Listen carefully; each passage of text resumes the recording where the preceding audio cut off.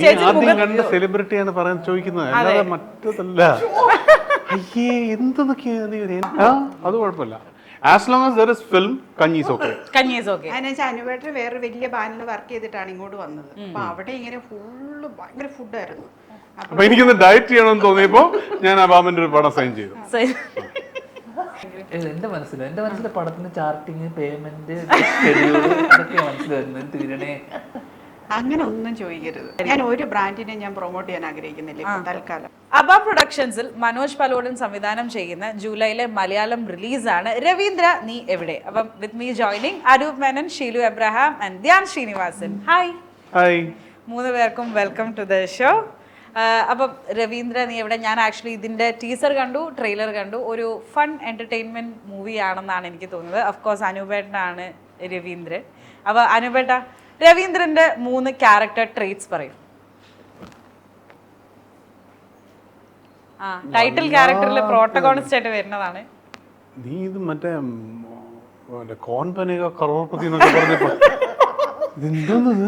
പക്ഷെ ഇതില് ഉത്തരം പറഞ്ഞ എൻ്റെ തരാൻ പൈസ ഒന്നുമില്ല. പൈസ കിട്ടാത്ത ഒരു പരിപാടിക്കും നമ്മൾ നിൽക്കാറില്ല. അങ്ങനെ പറയരുത്. പൈസ നമുക്ക് 3-10 റേറ്റ് ഞാൻ പറഞ്ഞു ഞാൻ മാത്രമേ നിൽക്കാറുള്ളൂ. പൈസ ഇല്ലാതെ. അത് ഷീൽജിന്റെ സ്വന്തം പ്രൊഡക്ഷൻ ഹൗസ് ആയതുകൊണ്ട് കുഴപ്പമില്ല. നീ ഒന്നാമത്തെ കാര്യം ആദ്യം എന്നോട് ചോദ്യം ചോദിച്ചത് തന്നെ തെറ്റ്. അതെന്താ? കാരണം പ്രൊഡ്യൂസർമാർക്ക് ഇവിടെ വിലയില്ല എന്ന് പറഞ്ഞുകൊണ്ടിരിക്കുന്ന ഒരാൾ നടുക്കിരിക്കുമ്പോ ഇതിന് നടുക്കിരുത്തി തന്നെ അതിനാണ്. അപ്പൊ ഫസ്റ്റ് ക്വസ്റ്റ്യൻ അങ്ങോട്ട് ചോദിക്കും. ഞാൻ ഓർത്ത് മറ്റേ ലേഡീസ് ഫസ്റ്റ് അങ്ങനെയാണ്. അതുണ്ട്, ഞങ്ങൾ ആ പൊളിറ്റിക്കൽ കറക്റ്റ് അതൊക്കെ ഉണ്ട്, അതുണ്ട്. അതാദ്യം. രണ്ടാമത്തേത് കുറച്ച് വില ഉണ്ടാകാൻ വേണ്ടിട്ട് നടുക്കിരുത്തിയത്. നടുക്കിരുത്തിയത്. എന്നാ ഞാൻ ഷീൽ ചേച്ചിയോട് ചോദിക്കാം, പ്രൊഡ്യൂസർ പറയൂ രവീന്ദ്രന്റെ 3 ക്യാരക്ടർ ട്രീറ്റ്സ്. പക്ഷെ ഞാൻ ചോദ്യമായിട്ട് വരും. വന്നോളൂ. അത് ഒരു ഭയങ്കര ബോറൻ. ഭയങ്കര ബോറൻ. ഓ, അതെന്താ? സയന്റിസ്റ്റ് ആണ് അത്ര. സയന്റിസ്റ്റ് എന്തോ കാലാവസ്ഥ ബേസ് ചെയ്ത് വർക്ക് ചെയ്യുന്ന ഒരാളാണ് രവീന്ദ്രൻ എന്നാണ് തോന്നുന്നത്. ഇവിടെ ഹ്യൂമർ സെൻസ് വേറെ ഷൂട്ടപ്പ് ചെയ്തിട്ടേ. ആരുടെ? എന്റെ അത് രണ്ടായി. ബോറൻ പിന്നെ സയന്റിസ്റ്റ്. സയന്റിസ്റ്റ് ഒരു ക്യാരക്ടർ ട്രേറ്റ് അല്ല. ബോറൻ ഓക്കെ. അടുത്ത 2 പറ. അടുത്തത് എന്നാ ഞാൻ ധ്യാൻ ചേട്ടന് പാസ് കൊടുക്കാം. ധ്യാൻ ചേട്ടൻ പറ. എനിക്ക് എന്റെ തന്നെ അറിഞ്ഞൂടാ. ഇതെന്താന്നറിയാമോ, ഈ ക്വസ്റ്റ്യൻ പോലെ ഇത്രയും കറക്റ്റ് ആയിട്ടുള്ള ക്വസ്റ്റ്യൻ വേറെ ഇല്ല. ഈ സിനിമ അതാണ്. രവീന്ദ്ര നീ എവിടെ, നിന്റെ ക്യാരക്ടർ ട്രേറ്റ്സ് എവിടെ, അതാണ് ക്വസ്റ്റ്യൻ. അതാണ് ഈ സിനിമ തിരയുന്നത്, അതാണ് നീ ചോദിക്കുന്നത്. ചോദ്യം മനസ്സിലായോ? ബുദ്ധിപരമായിട്ടുള്ള ചോദ്യം ഭയങ്കരമാണ്. നീ ഞാനും തരുന്നത് അതാണ്. എന്റെ ക്യാരക്ടർ ഞാൻ എന്തിനാണ് ഇവിടെ ഇരിക്കുന്നത്? ഇത് മൊത്തത്തിലൊരു തിരയലാണ്. രവീന്ദ്രനാണോ തിരയുന്നത്? ഇനി ധ്യാൻ ശ്രീനിവാസൻ ചെയ്ത ധ്യാൻ ചേട്ടന്റെ ക്യാരക്ടർ പേരെന്ന് പറയൂ. ജോൺ. അത് ജോണിനെയാണോ തിരയുന്നത്? ശീൽ ചേച്ചി? ബിന്ദു. അത് രവീന്ദ്രന്റെ, അത് ബിന്ദുവിൽ നിന്ന് ബിന്ദുവിലേക്ക് വൈഫാണ്. ഓക്കെ. ഇനി എങ്ങനെയാണ് ധ്യാൻ ചേട്ടൻ കണക്റ്റഡ് ആയിരിക്കുന്നത് ഇവരുമായിട്ട്? ജോൺ ആക്ച്വലി ശരിക്കും ഈ കഥയിൽ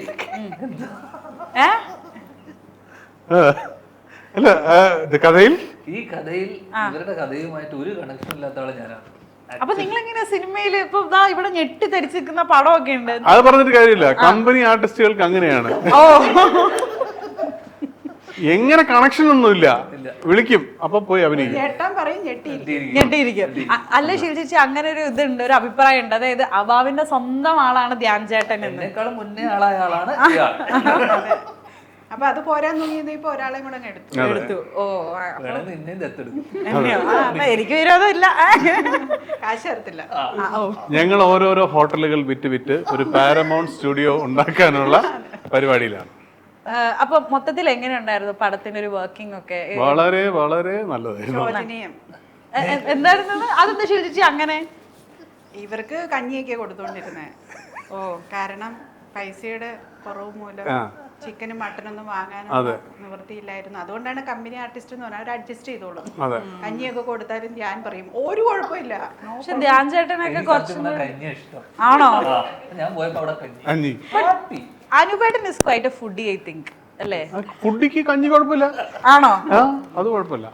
as long as there is film, kanji is okay. Kanji is okay. അതിനെച്ചാൽ അനുപേട്ടർ വേറെ വലിയ ബാനിൽ വർക്ക് ചെയ്തിട്ടാണ് ഇങ്ങോട്ട് വന്നത്. അപ്പൊ അവിടെ ഇങ്ങനെ ഫുള്ള് ഭയങ്കര ഫുഡായിരുന്നു. അപ്പൊ എനിക്കൊന്ന് ഡയറ്റ് ചെയ്യണമെന്ന് തോന്നിയപ്പോ ഞാൻ അബാമന്റെ ഒരു പടം സൈൻ ചെയ്തു. ഞാൻ ഈ ടീസർ കണ്ടതിൽ നിന്ന് ഒരു ചോദ്യം നിങ്ങളുടെ അടുത്ത് ചോദിക്കാം. ടീസറിൽ പറയുന്നുണ്ട് രവീന്ദ്രനെ 30 മണിക്കൂറായിട്ട് കാണാനില്ല എന്നുള്ളൊരു വാർത്ത.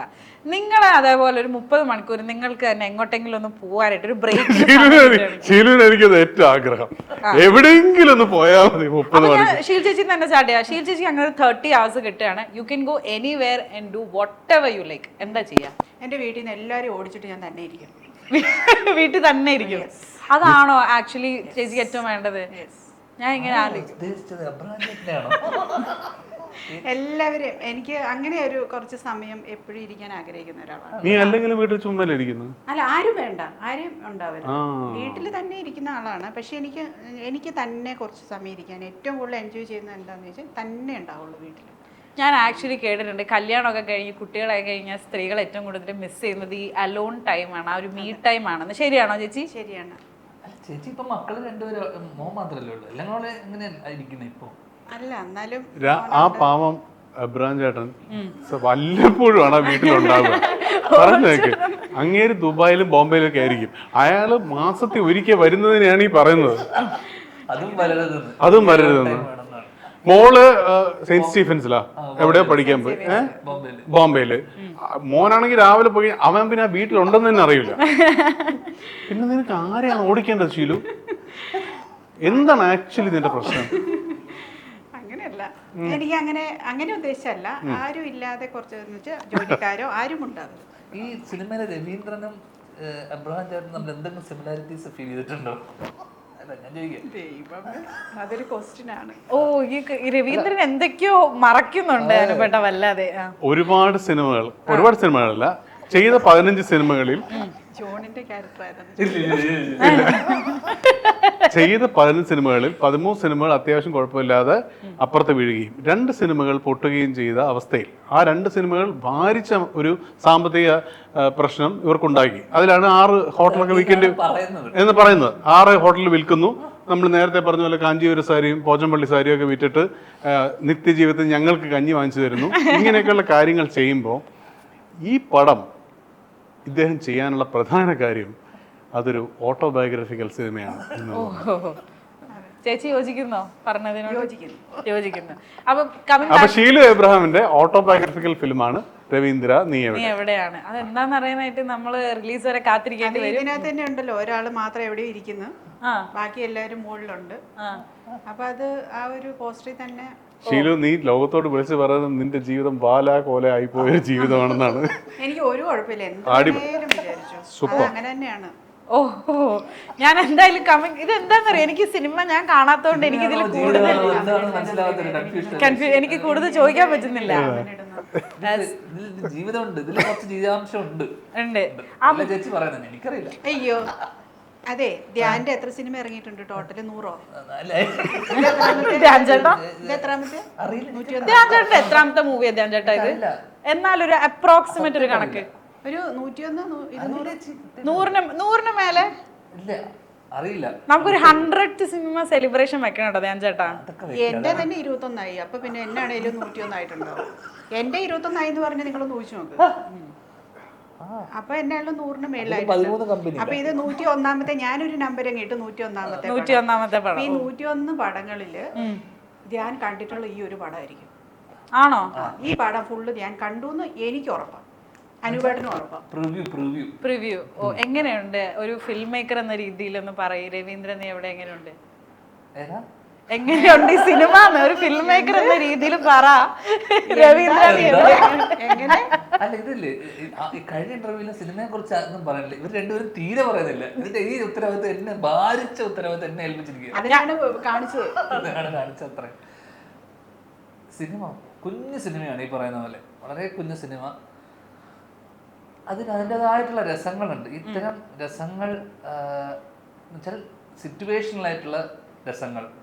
ഇപ്പം നമ്മൾ അത്തരം സിനിമകൾ ഇപ്പം എനിക്ക് തോന്നുന്നു കുറച്ച് കാലമായിട്ട് ചെറിയ ലൈറ്റ് ഹാർട്ടഡ് ആയിട്ടുള്ള സിനിമകൾ വളരെ കുറവാണ്. നമ്മൾ കണ്ടുവരുന്ന സിനിമകളൊക്കെ തന്നെ ത്രില്ലർ അല്ലെങ്കിൽ വലിയ ക്യാൻവാസിലുള്ള സിനിമകൾക്കപ്പുറം തിയേറ്ററിൽ കുഞ്ഞു സിനിമകളും വേണമല്ലോ. അതിൽ ചെറിയ ചിരിയോടുകൂടി നമുക്ക് ത്രൂ ഔട്ട് കണ്ടിരിക്കാൻ പറ്റുന്ന ഒരു സിനിമയായിട്ട് തോന്നി. അത്തരം സിറ്റുവേഷണലായിട്ടുള്ള ചിരികളുണ്ടാവും. എല്ലാ റെഗുലർ ഇൻ്റർവെല്ലുകളും കുഞ്ഞു കുഞ്ഞു കുഞ്ഞു കുഞ്ഞു ചിരികളുള്ള ഒരു സിനിമ. അല്ലാതെ ഇതൊരു വലിയ സ്ഥിരം അബാം ഇതിനു മുന്നേ ചെയ്ത പ്രീവിയസ് സിനിമകളൊക്കെ വലിയ ക്യാൻവാസിൽ ചെയ്ത സിനിമകളാണ്. അതല്ലാതെ ഇത് കുറച്ച് ലിമിറ്റഡ് ആയിട്ടുള്ള ആക്ടേഴ്സേ ഉള്ളൂ. നമ്മളൊരു ലിമിറ്റഡ് ഇതിനകത്ത് നമ്മളൊരു ചെറിയ സമയത്തിനുള്ളിൽ ചെയ്ത് തീർത്ത സിനിമയാണ്. അപ്പോൾ അതിൻ്റെതായിട്ടുള്ള എന്താ പറയണ്ടേ മെറിറ്റ്സും ഉണ്ട്, അല്ലെങ്കിൽ ഡിമെറിറ്റ്സും ഉണ്ട്, എല്ലാം ഉണ്ട്. പക്ഷേ ഇറ്റ്സ് എൻഗേജിങ്, എന്റർടൈനിങ്. കഥ പോലെ നമുക്ക് പറയാൻ പറ്റുന്ന ഒരു ചെറിയൊരു ലൈനാണ്. രണ്ടുപേരും ഹസ്ബൻഡ് ആൻഡ് വൈഫായിട്ട് അഭിനയിക്കുന്നു. അതിന് അങ്ങനെ അഭിനയിക്കുമ്പോൾ അതിനൊരു രസം ഉണ്ടാവും. ഓൾറെഡി നിങ്ങൾ ഷീടാക്സിയുടെ പേരല്ല, കാവ്യം അനുവേട്ടനുമായിരുന്നു. ഞാൻ അതിൻ്റെ ഒരു വേറൊരു ക്യാരക്ടറാണ്. ഞങ്ങൾ കനലിൽ പേരായിട്ട് അഭിനയിച്ചിട്ടുണ്ട്. 10 വർഷം മുമ്പാണ് ഷീ ടാക്സി ആക്ച്വലി സംഭവിക്കുന്നത്. അപ്പം 10 വർഷത്തിന് ശേഷം ഒരു അല്ലേ ബിറ്റ്വീൻ അഭിനയിച്ചു. അപ്പൊ അതുകൊണ്ട് എനിക്ക് തോന്നുന്നു ഇത് എന്താ പറയണ്ടേ, മോശം പറയാൻ പ്രത്യേകിച്ചൊന്നും ഇല്ലാത്ത, അല്ലെങ്കിൽ കണ്ടിരിക്കാൻ പറ്റുന്ന സിനിമയിലൊന്നും തന്നെയായിരിക്കും ഇത്. ഓക്കെ, ചിരിക്കാനുണ്ടോ? ചിരി വന്നിട്ട് ചിരിക്കാതിരുന്നാണോ അതോ ചിരിക്കാനുണ്ടായിരുന്നു? ഞാൻ ഭയങ്കര ചിരിക്കുന്നുണ്ടായിരുന്നു. അതല്ല ഞാൻ പറഞ്ഞത്. ഇത് കമ്പാരിസൺ അല്ല ഞാൻ പറഞ്ഞ അത്തരം സിനിമകൾ. ഇതൊരു വിത്തിൻ ഫാമിലി നടക്കുന്ന, അല്ലെങ്കിൽ ഈ കുടുംബത്തിനകത്ത് നടക്കുന്ന ഒരു കുഞ്ഞു കഥയാണ്. അപ്പം ഒരു 2-3 ദിവസത്തിനുള്ളിൽ നടക്കുന്ന, അല്ലെങ്കിൽ ഒരു കുറച്ച് ക്യാരക്ടേഴ്സ്. ഒരു പൊടിക്കടങ്ങ്. അതെ, അതെന്നാന്നറിയാവോ ചേച്ചി, അത് ധ്യാൻ ചേട്ടന്റെ ഈ റീസെന്റ് കഴിഞ്ഞൊരു ഹിറ്റ് ആയതുകൊണ്ട് നമ്മൾ പിന്നെ ഇപ്പഴാ കാണുന്നേ. അപ്പൊ കൺഗ്രാറ്റുലേറ്റ് ചെയ്തത്. കണ്ടില്ലേ? ഇല്ല, അല്ല കണ്ടു. പക്ഷെ അപ്പം ഇതിനെ പറ്റിട്ട് ഇപ്പോഴാണല്ലോ ഇത് ഇത്ര ഇട്ടടിച്ച് ഇപ്പോഴല്ലേ OTT-യിലൊക്കെ വന്നത്, അതുകൊണ്ട് പറഞ്ഞതാ. ഒന്നും വിചാരിക്കല്ലേ, ചെറിയ ഡൗട്ട്. ഇല്ല ചേച്ചി, വിളിച്ചിട്ടില്ല. ആ ധ്യാൻ ചേട്ടാ, അപ്പൊ അതുകൊണ്ട് തന്നെ ഇവർ രണ്ടുപേരും മെയിൻ. മെയിനുകളിലേക്ക് പോകുന്നതിന് മുമ്പ് ഞാൻ ആ ക്വസ്റ്റ്യൻ ഒന്ന് ചോദിക്കട്ടെ. 30 മണിക്കൂർ ചേട്ടന് കിട്ടുവാണ്, ചേട്ടൻ എവിടെ പോകും, എന്ത് ചെയ്യും? ഞാൻ ഏതെങ്കിലും ഷൂട്ടിംഗ് സെറ്റിൽ പോയി ഇതുപോലെ വെരി വർക്കഹോളിക് മാൻ. അവിടെയാണെങ്കിൽ നമുക്ക് ഷൂട്ടിംഗ് സെറ്റിൽ 30 മണിക്കൂർ ദ്രാവകഹോളിക്കോ എന്ന് വെച്ചാ ഒന്നുമില്ല കുട്ടി, ഒന്നുമില്ല. അപ്പൊ ഞാൻ ഈ ക്വസ്റ്റ്യൻ എന്നാ ശീൽ ചേച്ചി അനൂപേട്ടനെ പാസ് ചെയ്യാണ്. 30 hours അനൂപേട്ടനെ കിട്ടുകയാണെങ്കിൽ രവീന്ദ്രൻ എന്താ ചെയ്തതെന്ന് ഞാൻ ചോദിക്കുന്നില്ല, എവിടെയായിരുന്നു ചോദിക്കുന്നില്ല, കാരണം അതാണല്ലോ സിനിമയുടെ സസ്പെൻസ്. അനൂപേട്ടൻ എന്ത് ചെയ്യും? എന്ത് ചെയ്താല്? ഒരു 30 മണിക്കൂർ അനൂപേട്ടന് കിട്ടുകയാണ്. You can do anything. എങ്ങോട്ടെങ്കിലും ഒരു ബ്രേക്ക്. എനിക്ക് കിട്ടേണ്ട കാര്യമില്ലല്ലോ, ഞാനിപ്പോ അങ്ങനെയാണല്ലോ. എനിക്കിപ്പോ പ്രത്യേകിച്ച് 30 മണിക്കൂർ ആരെങ്കിലും തരേണ്ട കാര്യമില്ലല്ലോ. I'm like that. എനിക്കെന്തും ചെയ്യാലോ. ഈ എൻ്റെ കയ്യിലുള്ള 30 മണിക്കൂറുകൾ എന്തായാലും ഉണ്ടാവുമെന്ന് പ്രതീക്ഷിക്കുന്നു. അപ്പോൾ അത് നമുക്ക് എന്താ ചെയ്യുന്നത്, ഇതിപ്പോൾ എന്താ ചെയ്തുകൊണ്ടിരിക്കുന്നത് തന്നെ ചെയ്യും. അനുപേട്ടൻ വെറുതെ ഇരിക്കുന്ന സമയത്ത് how do you spend your time? Like വെറുതെ ഇരിക്കുന്ന സമയത്ത് എങ്ങനെ സ്പെൻഡ് ചെയ്യേണ്ട കാര്യം വെറുതെ ഇരിക്കും. അല്ല, ഞാൻ കേട്ടിട്ടുണ്ട് അനുപേട്ടൻ ഒരു റൈറ്റർ ആണെങ്കിലും പ്രഷറൈസ്ഡ് ആയിട്ടുള്ള സിറ്റുവേഷൻസിലാണ് ഞാൻ അങ്ങനെ എഴുതാറുള്ളൂ, അല്ലാണ്ട് വെറുതെ ഇരിക്കുമ്പോൾ അങ്ങനെ എഴുതുന്ന ഒരാളല്ല എന്ന്. അപ്പം അതുകൊണ്ട് ഞാൻ ചോദിച്ചതാണ്, how do you spend your leisure time? Do you write? Actually അങ്ങനത്തെ ലീഷർ ടൈം എന്ന് പറയുന്നത് എൻ്റെ ഓൾമോസ്റ്റ് എല്ലാം തന്നെ ലീഷർ ടൈമാണ്.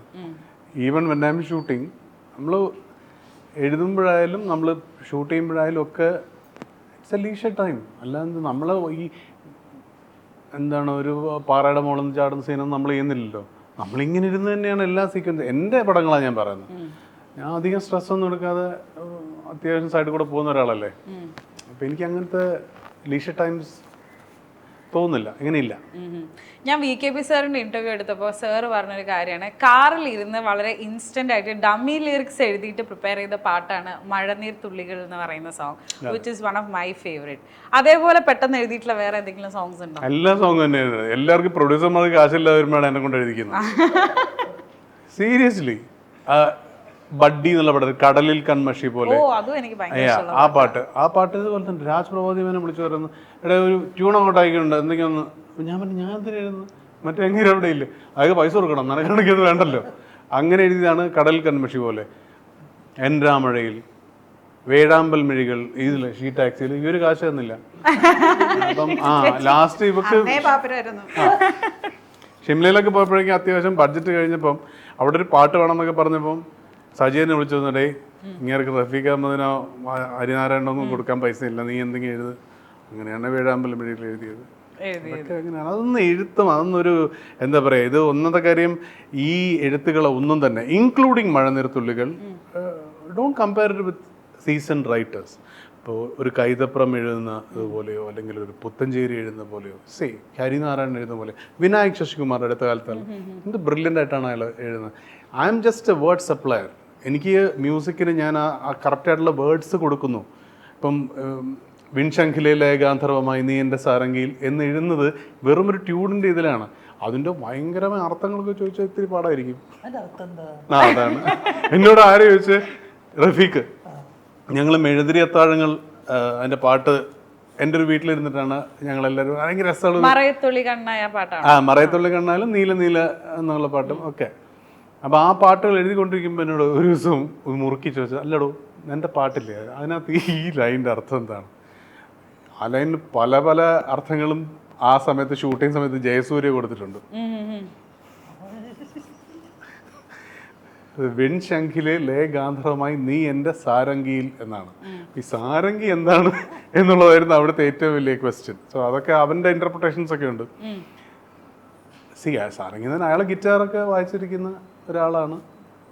വെൺശംഖില് നമ്മൾ ഈ പ്രണയത്തെ അങ്ങനെ നമ്മൾ എപ്പോഴും ആകാശം, ഭൂമി, കടൽ, കാറ്റ് ഇതൊക്കെ ആയിട്ടാണല്ലോ യൂഷ്വലി നമ്മുടെ എല്ലാ പാട്ടുകളും ഏകദേശം ഒരു ക്ലിപ്തമായ ഒരു ഫോർമുലയിൽ നിന്നാണ് നമ്മൾ ഈ പാട്ടുകളെല്ലാം ഉണ്ടാക്കുന്നത്. റൈറ്റ് ഫ്രം ഒരു എന്താ പറയുക, നേരത്തെ ക്ലീഷേഡ് ആയിട്ടുള്ളൊരു ഫോർമുല എന്ന് പറയാം. അത് തന്നെയാണ് നമ്മളിപ്പം right from Vayalar sir to കാരണം പാട്ടുകൾക്ക് നമുക്ക് അങ്ങനെ ഭയങ്കരമായിട്ടുള്ള മറ്റ് അർത്ഥങ്ങളൊന്നും കൊടുക്കാനൊന്നും പറ്റാറില്ല. വളരെ ചുരുക്കം പാട്ടുകളെ അതൊക്കെ ഭേദിച്ച് പോയിട്ടുള്ളൂ. ഭാസ്കര മാഷിനൊക്കെ ചില പാട്ടുകളൊക്കെ ഉണ്ട്, അല്ലാതൊന്നും പോയിട്ടില്ല. എല്ലാം ഇത് തന്നെ. മഴ, വെള്ളം, കാറ്റ്, നിലാവ്, കുയിൽ, ഇതൊക്കെ തന്നെ സ്ഥിരം. അതിന് കുറച്ച് വകഭേദങ്ങൾ കുറച്ചുണ്ടാക്കും. അതിൽ നമുക്ക് ചിലപ്പോൾ ഒരു സാലബഞ്ചി കേട്ടും മനസ്സിലായില്ലേ. അപ്പോൾ അതിനെ ബ്യൂട്ടിഫുള്ളായിട്ട് റഫീഖ് നമ്മുടെ എന്താണ് മരണമെത്തുന്ന നേരത്ത് നീ എൻ്റെ എന്ന് പറയാം. അതിൽ തന്നെ മറ്റൊരു പാട്ടുണ്ട്, ഈ ചില്ലയിൽ നിന്ന് ഭൂമിയിൽ മുബീനൻ കൗമാരകാലത്തിൽ.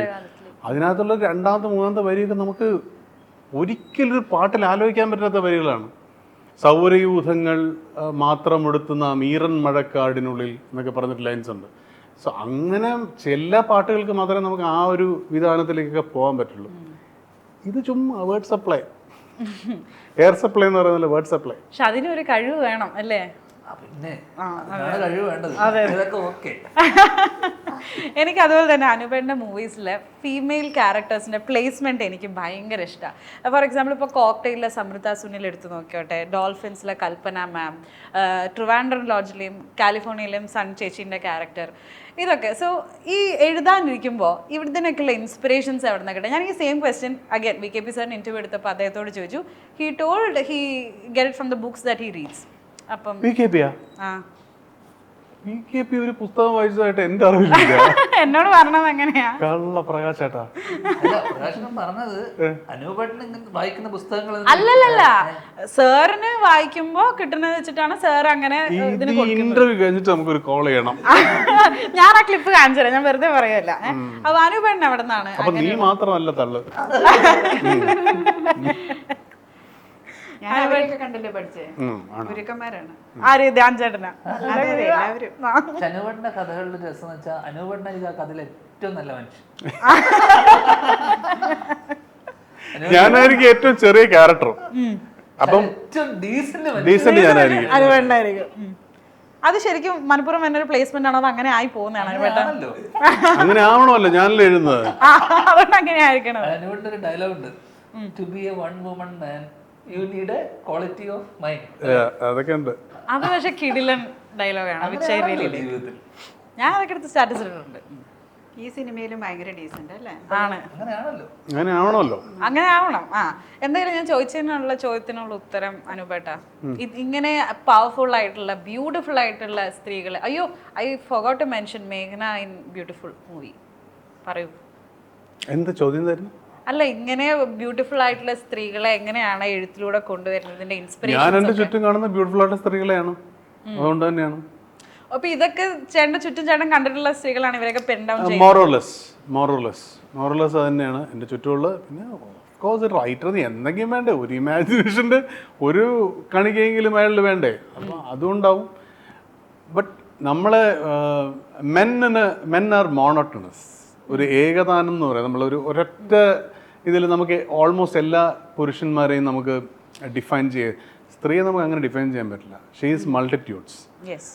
ഒരുപാട് ഫ്രെയിം ഓഫ് ഇപ്പം the girl who's talking to me right now, you might be thinking at 100 different things when you're talking to me, even when you're posing a question, അല്ലേ?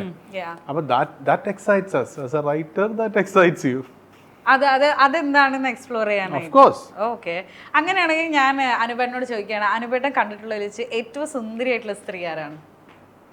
അല്ല, അത് ഈ സൗന്ദര്യം എന്ന് എന്തുകൊണ്ട് ഞാൻ ബാഹിക ഫിസിക്കൽ സൗന്ദര്യം അല്ല, may be inside out a woman of quality അല്ലെങ്കിൽ പേഴ്സണാലിറ്റി. ഞാൻ വളരെ ചുരുക്കം സ്ത്രീകളെ വൈരൂപ്യമുള്ള ആൾക്കാരെ കണ്ടിട്ടുള്ളൂ.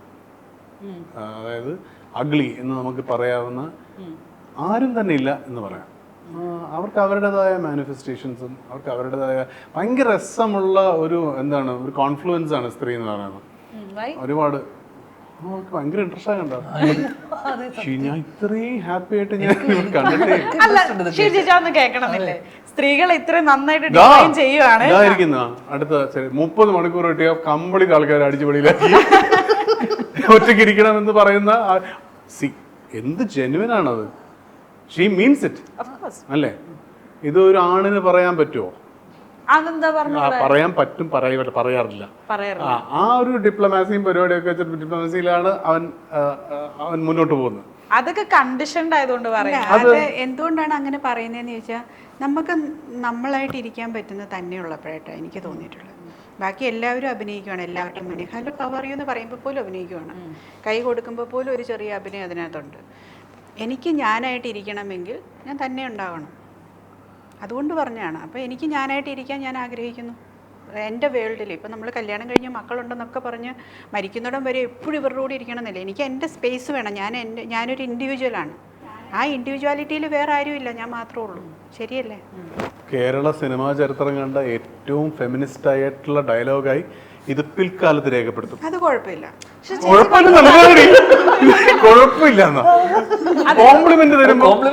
അല്ല, അത് പ്രശ്നമാണേലും കുഴപ്പമില്ല, കോംപ്ലിമെന്റ് ആണേലും കുഴപ്പമില്ല, എന്തായാലും ഒരു കുഴപ്പമില്ല. പക്ഷെ അതൊരു പച്ചയായ സത്യമാണ്. എല്ലാരും അങ്ങനെ ഒരു ലോൺ ടൈം എൻ്റെ അമ്മയൊക്കെ ആഗ്രഹിക്കുന്നുണ്ടാവും. ഞാൻ ഓർക്കും ഷീ നീഡ്സ് ടു തിങ്ക് നാളെ രാവിലെ എന്താ ഉണ്ടാക്കണ്ടേ, ഫുഡ് എന്താ കൊടുക്കണ്ടേ. ഞാനൊന്നും ചെയ്തില്ലല്ലോ, അപ്പോഴാണ് സഹായിച്ചത്. അത് ആ സമയത്ത് നമ്മളെപ്പോഴും ആരെങ്കിലും വീട്ടിലുണ്ട്, അവർക്ക് കോഫി എടുത്തു കൊടുക്കുക, വെള്ളം എടുത്തു കൊടുക്കുക, ഇതാണ് നമ്മുടെ റെസ്പോൺസിബിലിറ്റിയാണ്. നമ്മൾ എടുത്ത് കൊടുത്തില്ലെങ്കിലും കൊടുപ്പിക്കുകയെങ്കിലും ചെയ്യണം.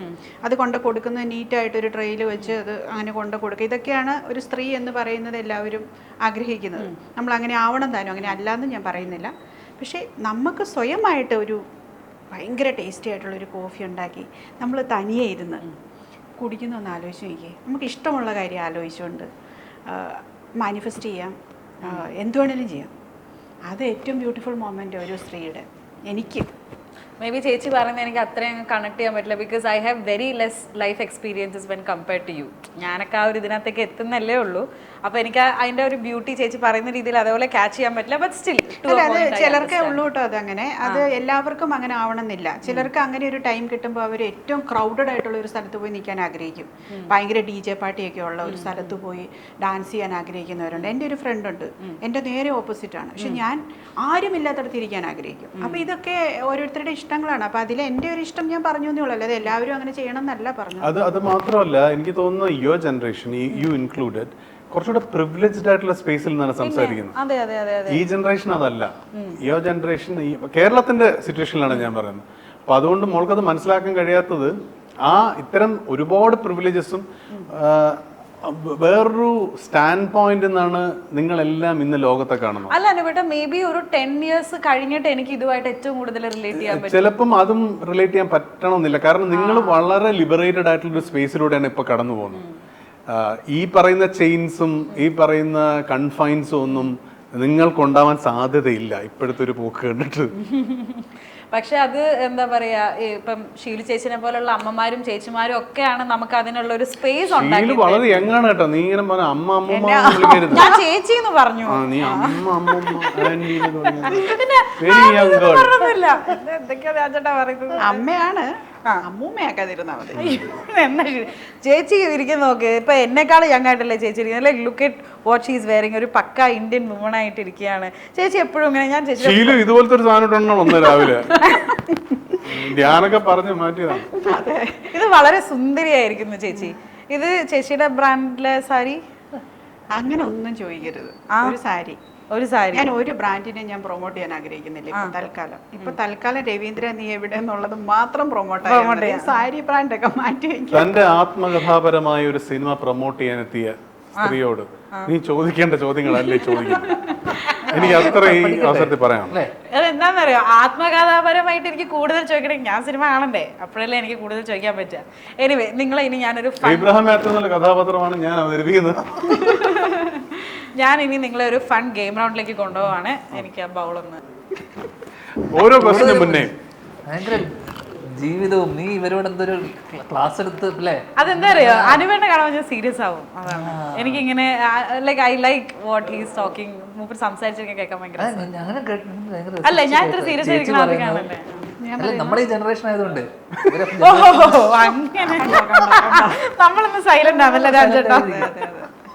പക്ഷേ ഞാനെന്ന് ഈ ഹോളിവുഡാണ് നറുക്കെടുക്കാനാ. യെസ്, ഇത് തുറന്നു നോക്കരുത്, ഇത് തുറന്നെടുക്കണം. അപ്പൊ എനിക്ക് താഴത്തെ മതി. ആയിക്കോട്ടെ, ഇഷ്ടമുള്ളത് എടുത്തോളൂ.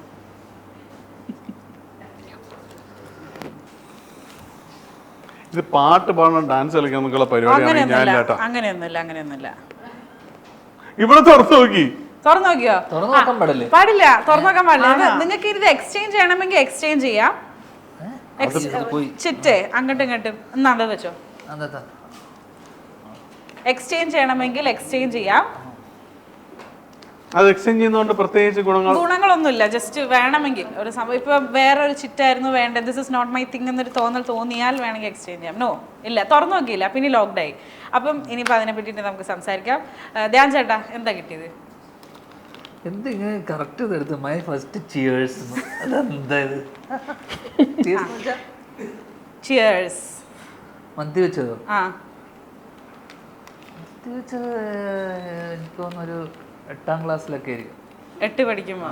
Do you remember the brand? Vodka ആയിരിക്കും. അതൊക്കെ എന്തിനാ പറയണേ? അല്ല, അന്നൊക്കെ നമ്മൾ ഈ ചെന്നൈയിലൊക്കെ ഉള്ള കിറ്റി പാർട്ടി ഇവരുടെയൊക്കെ ക്ലബിലൊക്കെയാണ് അന്നത്തെ ഗ്രേസ് കോഴ്സും അവിടുത്തെ ജിംഖാന അങ്ങനെ ക്ലബിലൊക്കെ. അപ്പൊ അച്ഛൻ്റെ ഫ്രണ്ട്സിന്റെ മക്കളൊക്കെ ഉണ്ടാവും. കുറച്ച് 7up കുറച്ച് വോഡ്ക മാറി ഇരുന്നിട്ട് കുടിക്കലാണ്. കാരണം അതാകുമ്പോ അച്ഛനും അടിച്ച് ഫിറ്റായിട്ടാണ് വരിക.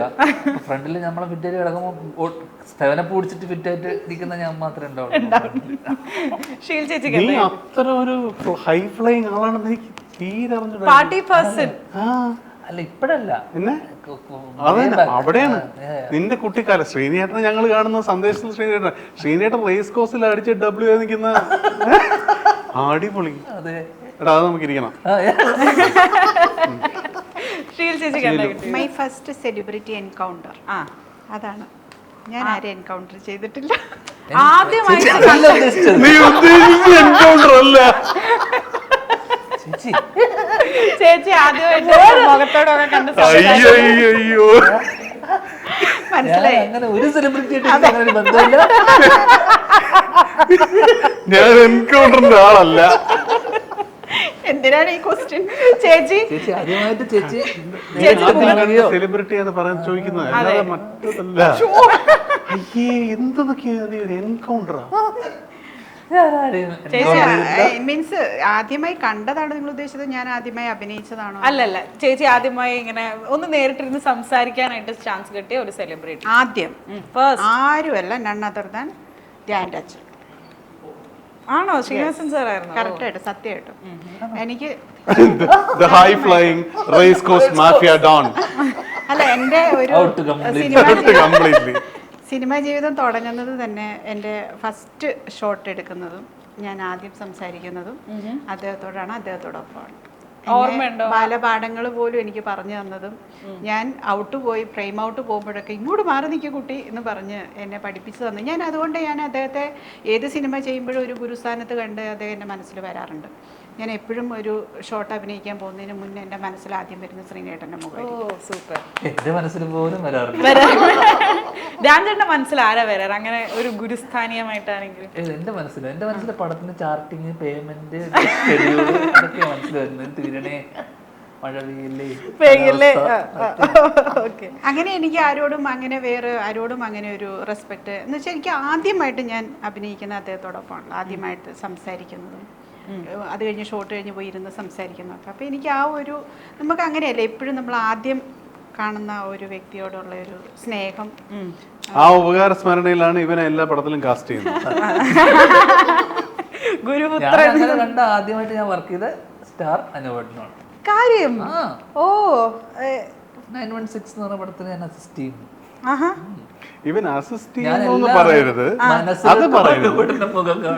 അല്ല ഞാനൊന്ന് കേട്ടോട്ടെ ധ്യാൻചേട്ടാ, ഞാനൊന്ന് കേട്ടോട്ടെ. ഇവൻ അസിസ്റ്റ് ചെയ്ത കഥ അല്ല, 916 കാര്യമൊക്കെ കറക്റ്റ് ആണ്, അവൻ അസിസ്റ്റന്റ് ഡയറക്ടർ ആയിരുന്നു. പക്ഷെ അവിടെ അസിസ്റ്റ് ചെയ്തു എന്ന് പറയരുത്, അത് മാത്രമേ എനിക്ക് പറയാം. അവിടെ കഴിഞ്ഞു. അതെന്താ അനുവേട്ടാ അങ്ങനെ? ഇല്ല, അത് പോട്ടെ, അതില്ല, അവിടെ ഇല്ല. പ്രത്യേകിച്ച് പണി എനിക്ക് ആക്ച്വലി കുറെ നേരമായിട്ട് ഇത് ഫിഗർ ഔട്ട് ചെയ്യാൻ ശ്രമിക്കുകയാണ്. ഇതിൽ എന്താണ് എഴുതിയിരിക്കുന്നത്? ഇതെന്താ പരിപാടി? My first love. ലവ് ആണാ? ഇങ്ങനെ ലവ് എന്ന് എഴുതിയിരിക്കുന്നത്? LOVE. Correct. Okay. My first love. ഒരുപാട് പുറകിലേക്ക് പോകേണ്ടി. ഒരുപാട്, വളരെ വളരെ. മൈ ഫസ്റ്റ് ലവ് 4ാം ക്ലാസ്സിലൊക്കെ ആയിരിക്കും. 4ാം ക്ലാസ്സിൽ വിദ്യാധര സ്കൂളിൽ പഠിക്കുമ്പോൾ ആ പെൺകുട്ടിയുടെ പേര് ഞാൻ മറന്നുപോയി, പക്ഷെ എനിക്ക് മുഖം ഓർമ്മയുണ്ട്. അവളുടെ അടുത്ത് എനിക്ക് തോന്നുന്നു ആ സമയത്ത് സിനിമകളൊക്കെ ഏകദേശം ഈ 4ാം ക്ലാസ്സിൽ എനിക്ക് തോന്നുന്നു അനുബന്ധം ആൾക്കൂട്ടത്തിൽ തനിയെ എന്നൊക്കെ പറഞ്ഞില്ല, ആ സമയത്തൊക്കെയാണ് അത്. അപ്പൊ ആ പാട്ടിന്റെ പശ്ചാത്തലത്തിലാണ് എന്റെ പ്രണയം. ശരി, നിന്റെ ഹോട്ടലിന് എന്തോ പറ്റുന്നുണ്ട് കേട്ടാ, എന്തോ കുഴപ്പമുണ്ട്. എന്താ അവിടെ പ്രശ്നം? നീ അവിടെ പാത്രം വെക്കാൻ തുടങ്ങിയോന്ന് അറിയില്ല.